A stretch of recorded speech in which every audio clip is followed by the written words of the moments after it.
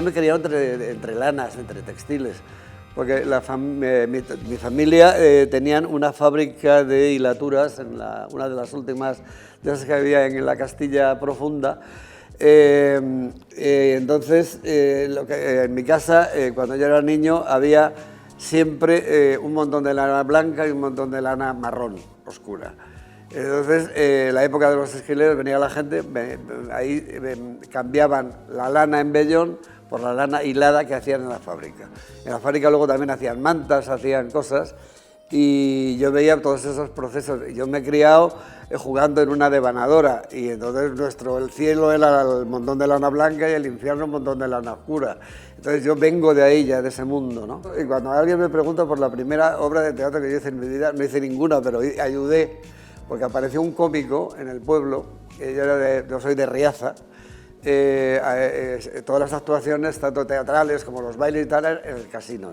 Entonces apareció un cómico, un argentino, Italo Riccardi, buscando un local, haciendo un monólogo que se llamaba Las manos de Eurídice. Entonces a mí me encontró casualmente porque la tienda que tenía mi padre estaba enfrente del casino, y me preguntó quién podría dejarle una bisutería que necesitaba para la función. Yo no lo pensé dos veces, subí a la habitación de mis padres, le vacié el joyero a mi madre y se lo di entero. Entonces, esa fue mi primera aportación al mundo del espectáculo. When everyone has had their fill and leaves me alone. Yeah, I'm a Scrooge or Grinch. Yo trabajaba como educador en un centro de protección de menores. No sabía muy bien qué hacer con mi vida. Fueron un año de colonias de niños a Riaza, y bueno, yo colaboré en algunas ocasiones con ellos. Me propusieron venir con ellos a Madrid a trabajar y de paso a estudiar magisterio. Entonces de ahí pasé pero de una forma radical. Conocí a Elio Berjander, lo medio de un amigo, que hacía teatro y tal, y yo dije, esto me interesa mucho. Y bueno, cuando mucha gente me pregunta, ¿y tú cómo empezaste? Dije, yo empecé llevando cafés, porque yo lo conocí y me dijo, pues nada, vente algún día, y vi una colección, me gustó, me interesó mucho, me fascinó aquel mundo, y me presenté con unos dibujos absolutamente horrorosos que todavía conservo. Que sí, esas cosas hay que tenerlas. Los orígenes uno no se puede olvidar nunca, ¿no? Y bueno, pues Elio fue un cortés, me dijo, bueno, ya con el tiempo vas a mejorar y tal, pero no le interesa nada. Entonces, como dice que me interesaba, llamaba por teléfono, no se ponían, me daban largas, no había manera, y un día cogí mi carpeta, me fui a la puerta de la casa y esperé. Entonces, ya no hubo más remedio, ya enfrentarse con mi presencia, y bueno, pues que entre, por favor, que venga y que lleve cafés. Y llevé cafés 2 meses. A los 2 meses ya no llevaba cafés. A los 2 meses ya estaba trabajando con él como asistente, como dibujante y tal. Y bueno, pues estuve casi 20 años. Y a mí lo que me importaba era pillar la esencia de lo que allí pasaba, de lo que allí se hacía, cómo se manejaban los colores, cómo se manejaban los volúmenes. Y luego una cosa que era también la más importante, que era la persecución siempre digamos, de la excelencia. Él decía que siempre, también decía que la belleza en la indumentaria tenía que ser, no podía ser una historia temporal. Una cosa que fuera muy bonita hoy, como se entiende siempre que es la moda, y 2 meses después o 2 años después parezca ya obsoleto y pasado, sino todo lo contrario, la belleza permanece. Entonces, como el canon para apreciar eso era, si una prenda aguanta 10 años en un armario, vuelve a salir de él y nadie se da cuenta, es que está bien, es que funciona, es que sirve para lo que tiene que servir, ¿no? Y esto para mí me ha sido de una gran utilidad. El poder siempre discernir entre lo que era importante y lo que no. Los trajes de antes para una dama, los trajes de los hombres eran pantalones casi como de chándal, con botas, un jersey de punto gris, con unas líneas negras cruzando los pectorales y las mangas, y no era nada más que eso. Y de repente llevó a los actores un día a la Puerta del Sol. Nadie se fijó en ellos, lo cual quería decir que funcionaban, que eran lo que tenían que ser, pero a la vez eran muy distintos a lo que era la gente de lo que había en la calle, ¿no? La gente miraba, pero a nadie le parecía que eso era teatro. I love them, but can't. Yo aprendí una cosa muy importante con Elio, que la he seguido teniendo presente a lo largo de toda mi vida profesional, y es que hay que mirar cuando haces algo si hay algo que sobra, si hay algo que no es necesario, si hay algo que desequilibra de algún modo la prenda por exceso, siempre por exceso, hay que quitarlo. Y esto para mí fue de muchísima utilidad, lo más útil de todo realmente. Y luego, pues también otra cosa que era fundamental era estar en medio de un tipo digamos, de artesanía que prácticamente ha desaparecido por completo. O sea, había gente que fabricaba botones, había gente que hacía flores a mano, había gente que hacían plisados complicadísimos, un montón, toda una industria que se ha desaparecido, aparte de digamos, toda la gente especializada que había en los talleres. Me alone. Yeah, I'm a Grinch or Scrooge. Realmente yo me pasé a la escena porque cuando prácticamente la alta costura dejó de existir, empezó la historia del Pret-a-Porter, y Elio me echó, me dijo: tú aquí ya no pintas nada, esto no te gusta, es evidente, no te interesa nada este trabajo, tú eres mucho más, tienes más fantasía, eres mucho más para el mundo del espectáculo.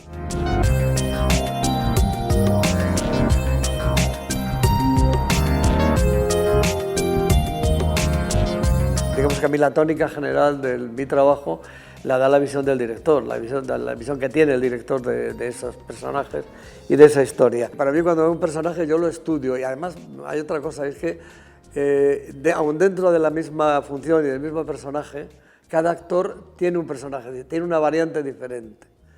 Y eso lo he podido constatar a lo largo también de mi vida profesional. No se puede vestir a dos actores haciendo Hamlet de la misma manera, ni haciendo el alcalde de Zalamea, ni haciendo nada de esto. Cada actor tiene su peculiaridad. Y hay que hablar mucho con ellos y, desde luego, estar de acuerdo. O sea, no puedes ir a la contra del actor nunca. En todo caso, le tienes que convencer para que él acceda a que la visión tuya es la que le ayuda. Porque yo siempre insisto en que nuestro trabajo es ayudar al suyo. Pero con mi fama no. Al rey la hacienda y la vida se ha de dar. Pero el honor es patrimonio del alma. Y el alma solo es de Dios.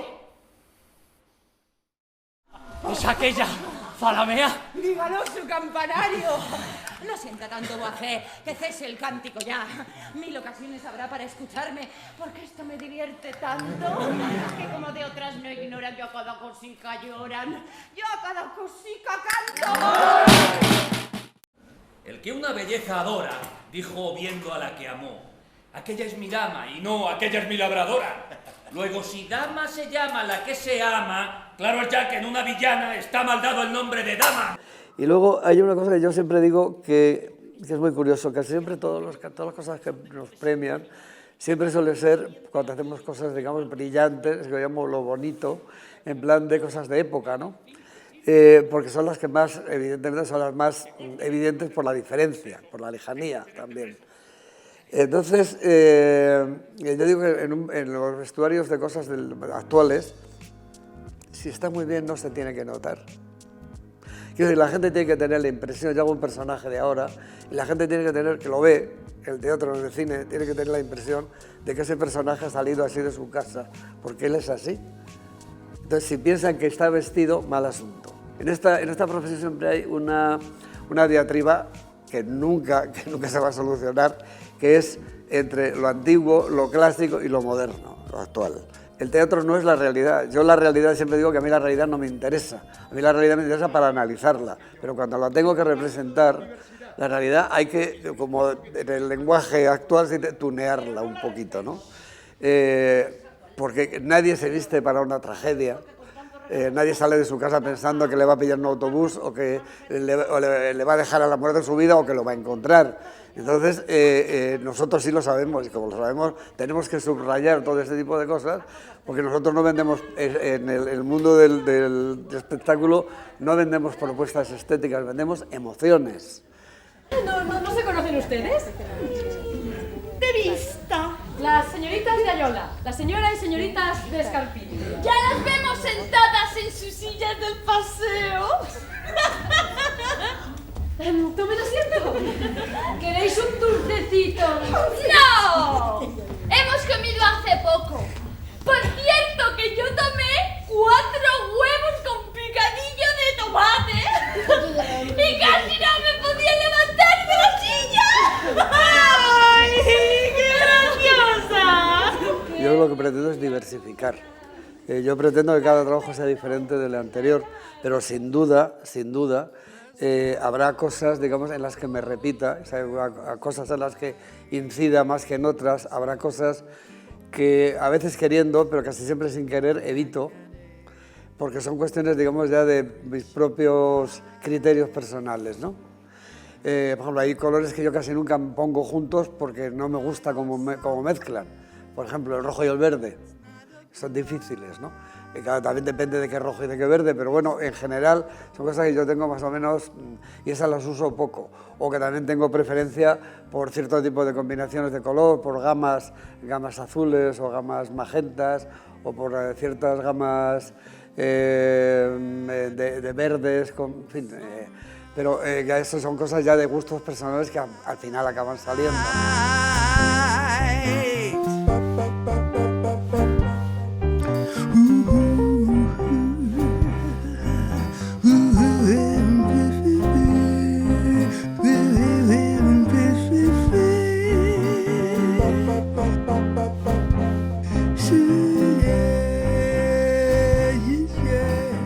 La inseguridad es algo permanente. Yo cada vez la siento más.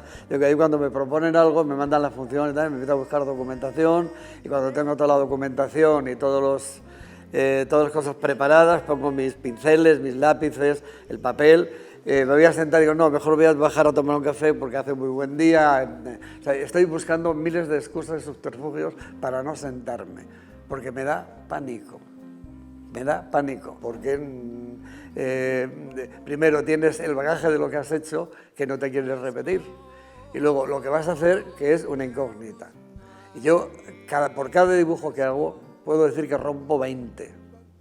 La papelera está llena de 20, y luego la carpeta está llena de otros tantos que tampoco sirven, pero que hay que hacerlos. Yo de lo que he hecho siempre me sorprende cuando veo que a la gente que le gusta o que lo aprecian, y yo digo, aprecian cosas que yo ni siquiera me había planteado. Evidentemente están ahí, pero muchas veces a mí se me han escapado antes de verlas, ¿no? Ayer fui a ver al doctor Hyman. ¿Y por qué no me lo has dicho? Estaba dándole vueltas a lo que me dijo. ¿Qué te dijo? Philip.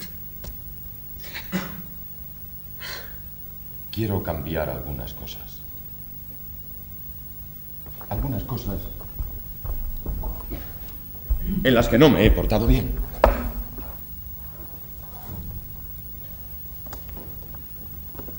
Dime qué te dijo. Pilar Miró tenía una grandísima cualidad, que era también siempre coincido entre que toda esta gente coincido en lo mismo, era la gente más autoexigente que yo he conocido, tanto Helio como todos los demás, como Gades, y una inseguridad y una autoexigencia enormes. Y basta que le dijeran que algo no se podía para decir eso, quiero eso. Y lo quería, y casi siempre lo conseguía. No siempre, pero cuando lo conseguía, ella decía, pero ¿por qué no me dices cuando está bien? Eso es obligación tuya. Yo te digo cuando está mal. Cuando está bien, es que si no te digo nada, es que está bien. Decía. ¿Y qué piensa de esa obsesión con los nazis? ¿Le habla alguna vez de eso? En las 2 últimas semanas. No lo entiendo, están en Alemania. ¿Cómo puede estar tan asustada? Hay un mal por medio, ¿no? Sí y no. Es muy sensible. Ve de verdad a esas personas de las fotografías. Para ella están vivas. Pobre. Yo creo que estoy mucho más preparado para el fracaso que para el éxito. No, o sea, es algo que he ido constatando a lo largo de... Yo, por ejemplo, cuando salgo en un escenario y patean la función y tal, yo me crezco, porque digo, ¿qué pasa? Pero que cuando aplauden mucho me aturdo. A mí los premios, para mí siempre tienen... Yo me acuerdo cuando el primer Goya me pongo muy nervioso, empiezo a temblar, tartamudeo, porque de pronto se me abruma, es una situación que pienso que veo gente esperando que yo diga algo ocurrente o necesario o que de repente pueda suponer algo que esté acorde con la prebenda, ¿no?, del premio. Y lo único que encuentras son, de alguna forma, palabras de gratitud, pero siempre bastante simples y muchas veces incoherentes. Una de las cosas de las que más me puedo, aparte de los premios y todo eso, es que creo que he tenido mucha suerte, que me he cruzado casi siempre con las personas adecuadas en el momento preciso, y eso es muy difícil y mucha suerte, ¿no? Me ha ocurrido en casi todos los ámbitos de mi vida. Y eso me ha ocurrido y casi siempre trabajo con gente a la que ya conozco o gente que me interesa. Yo he habido gente a la que he llamado por teléfono para trabajar con ellos porque me interesaba. O sea, no se puede trabajar con alguien con quien no empatices. When everyone has had their fill and leaves me alone. Yeah, I'm a Scrooge or Grinch. And I know I can't convince. Yo a José Carlos Plaza le debo la mitad de las cosas que he hecho interesantes. Ha sido como mi director de cabecera, y lo sigue siendo, por suerte, espero que no se haya cansado todavía. Para mí es un director muy serio, es quizás de las personas más trabajadoras que conozco, es el primero que llega y el último que se va siempre, es un personaje que también tiene esa especie de, digamos, de instinto a veces morboso de la perfección. Las cosas no se abandonan hasta que no están en el punto límite de que tú seas capaz de aportar, ¿no? Déjeme paso, señor. Antes me dirás por qué no te importa mi maldición. ¿Te hace reír? No, no me hace reír. Pues a mí me hace llorar de risa verme lanzando excomuniones como el Papa. ¡Déjeme paso, padre! A un hijo tan bandido no se le maldice. ¡Se le abre la cabeza! Por ejemplo, las comedias bárbaras para mí es un hito en mi historia de trabajo, o La casa de Bernarda Alba, o por ejemplo la primera ópera que yo hice con él, que era un Macbeth en la Zarzuela. Hay tantísimas, fantásticas. O bueno, pues no sé, las últimas que hice, la Écuba que hice con él hace muy poco en Mérida.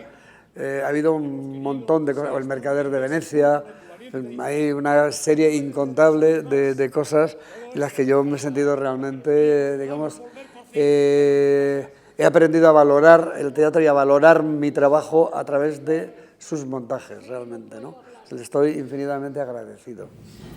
Antes de pronunciar una palabra ante ti, me digo, Écuba, observa el humo que se alza sobre las ruinas de Troya. ¿Cómo osarías hablar a tu señor ni aun mirarlo? No me ocultes tu rostro, Écuba, y habla claramente. Fui tu enemiga, Agamenón, y eres mi señor.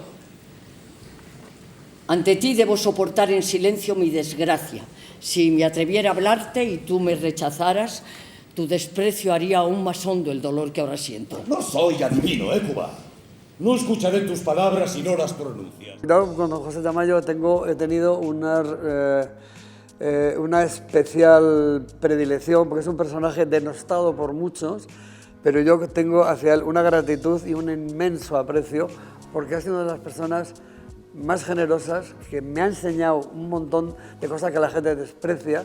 Y a mí cuando alguien me pone esos límites, dice, uy, no, el Tamayo, cuando empezaba a trabajar, cuando estaba con Tamayo, con José Luis, están muertos. Cuando yo sepa todo lo que ellos tienen que enseñarme, a lo mejor les ayudo al entierro, pero de momento yo estoy entusiasmado porque aprendo, pues son gente que vienen de otro momento que yo no he conocido, que saben y a mí me interesa muchísimo porque esta es una profesión de estratos que se van uno sobre otro. Bueno, don José a los 2 meses así ya empezó a encargarme cosas para el teatro, para la antología de la zarzuela. Es un personaje magnífico, es la única persona que yo he encontrado capaz de reírse de sí mismo, capaz de contar sus anécdotas con más gracia, con más sentido del humor y quizá con una crueldad más ácida sobre sí mismo que él. Eso es muy difícil en esta profesión. Los jóvenes son todos iguales. Los años naturalmente lo borran todo. ¿De veras? Hagan los dioses que la olviden. Pues no la ha de olvidar. Donde una se pierde, salen 10. Pero ¿quién os dice que se trata de una mujer? ¿Y qué quieres que haga? Menos mal que las penas no duran siempre. ¿Sois capaces de sufrir más de un año? Yo no. Nadie tiene ese poder. ¿No se podría vivir? Claro está. Sin ir más lejos, yo perdí a mi esposa el año pasado. Lloré mucho y acabé por olvidarla. Para mí, por ejemplo, el mundo de la danza, que era algo que cuando empecé me producía muchísimos miedos, descubrí que era una de las cosas que más me apetecía y que más me interesaba hacer. Y claro, es que si piensas en cómo se luce un trabajo, estoy hablando de lucimiento, no hay mejor pasarela en el mundo que un escenario con gente maravillosamente guapa, ágiles, fantásticos y encima artistas. ¿Qué más quieres? Si encima llevan tu ropa, la mueven y hacen lo que tienen que hacer, es la mayor suerte que pueda tener nadie, ¿no? Es una pasarela única, ¿no? Luego he tenido mucha suerte de conocer a gente pues, como a Pilar López, o a Gades, a Marienma, gente con las que he trabajado, del que quizá tengo uno de los mejores recuerdos, el de Gades, que me pasa con él un poco lo que me pasaba con Helio. Esas personas geniales, pero siempre inmersas en una absoluta inseguridad. Cuanto más geniales, más inseguros. Víctor Villate es otro personaje fantástico.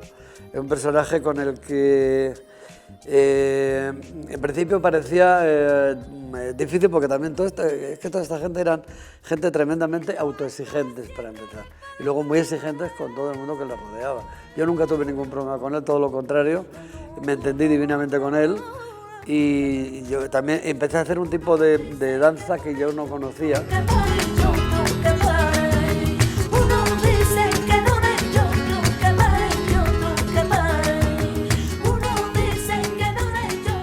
La historia del cine para mí tiene una forma completamente diferente a la hora de abordarlo, porque el cine tiene una cosa que se llama el primer plano y ahí no se puede engañar a nadie. El primer plano, lo que hay, y el 80% de las películas lo que se ve es el encuadre de cintura y cabeza.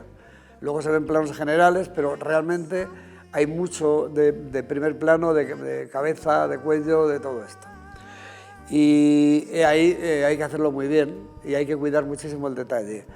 ¿Qué ocurre? Que en contra de lo que se hace en el teatro, y yo no sé realmente cuál es la razón, yo para hacer una película tengo como mucho, en el mayor de los casos, 2 meses en el cine español. Y para hacer una obra de teatro a veces tengo 5, incluso hay óperas y hay trabajos para los que tengo incluso 1 año. Entonces, el problema, yo lo que pido cuando me dicen, oye, ¿qué quieres? Digo, yo lo que quiero no es dinero, es tiempo.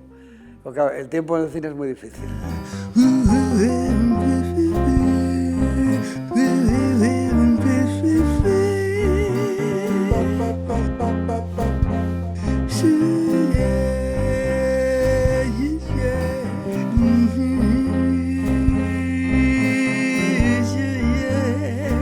Casi todo lo que he hecho, he intentado inventarme algo que tiene mucho más que ver con la historia para contársela a la gente de ahora, que con cómo era realmente. Realmente lo que importa es qué quieres contar y cuáles son, y ahora mismo como tenemos acceso prácticamente a documentación de todas las culturas, hay que coger lo que necesita cada personaje y cada historia.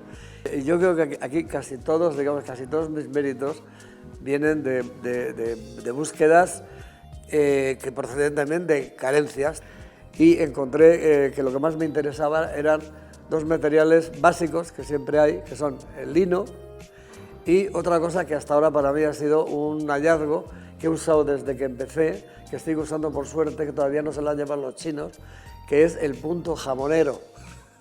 Ese punto de donde envasan el vacuno y los jamones y todo eso, que es algodón puro, es un punto de algodón que tiñe maravillosamente y que puedes hacer.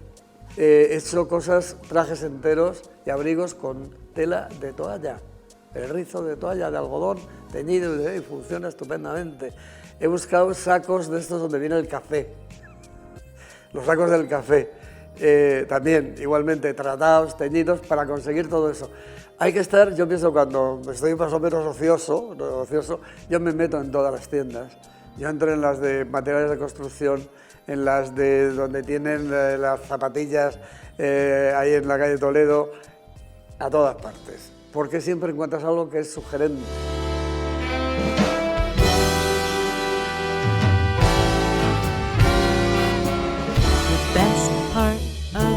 Yo también es que tengo una vocación frustrada de pintor sin acabar. Dejé Bellas Artes porque estaba harto de hacer manchas de carbón, porque era muy impaciente, y luego lo retomé en París en la época de la escuela de la Rue Bonaparte en París, que encontré cuando estuvo ocupada mucho tiempo después de mayo del 68, donde encontré a unos ancianos maravillosos que me enseñaron a hacer serigrafía, me enseñaron a hacer mil cosas y me enseñaron a hacer grafitis. Era estupendo. Y yo todo eso luego lo he metido en el vestuario. Y ahí yo pinto con sprays, y yo pinto con rodillos de pared. O sea, hay montones de trajes que yo he hecho en las últimas cosas que están pintados como una pared.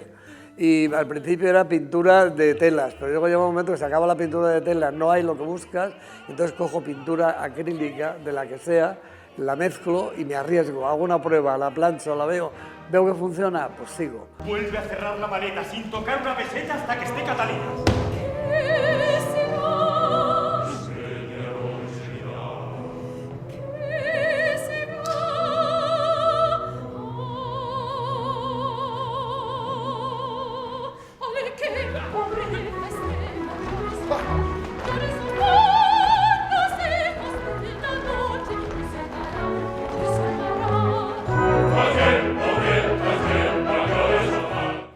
Yo siento que ahora mismo yo me siento en muchos casos maltratado, no porque yo merezca más, sino porque es una cuestión, yo percibo un poco que todo el mundo de la cultura está como siendo presionado, constreñido a algo que me parece que no es bueno.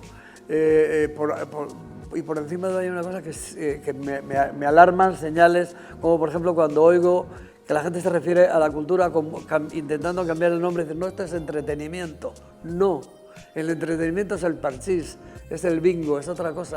Han desaparecido todos los artesanos, prácticamente, que yo conocía. Han desaparecido montones de cosas. Ahora, ¿qué ocurre? Que veo continuamente en los escenarios gente vestida de los almacenes de las firmas que hay en la calle, como nos vestimos cualquiera de nosotros. Y eso no es solamente fruto de la crisis, eso es fruto también de una forma de entender la cultura y de entender el teatro, que es una forma de intentar acercarlo. El que se consiga es otra cosa, pero es una forma de intentarlo. Yo creo que hay que intentarlo. Para él apelo, y a Roma, arrastrando con los ojos, partiré peregrinando a pedir justicia solo para amparar a la infanta, para guardar matrimonio.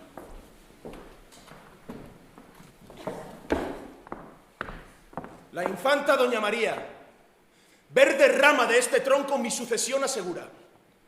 Y así, aunque es de matrimonio disuelto, princesa queda.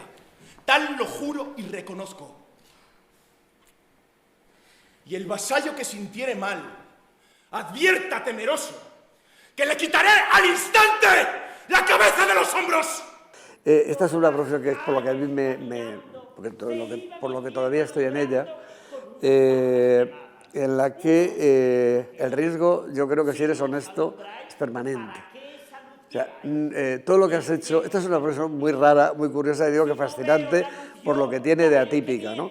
Aquí los logros pasados son logros pasados, son historia, pero cuando te enfrentas a algo nuevo, o sea, tú puedes tener un pasado glorioso y estupendo, y eres el mejor, eres estupendo, maravilloso, pero a los 3 fracasos seguidos, este es el que hizo aquello, y se acabó.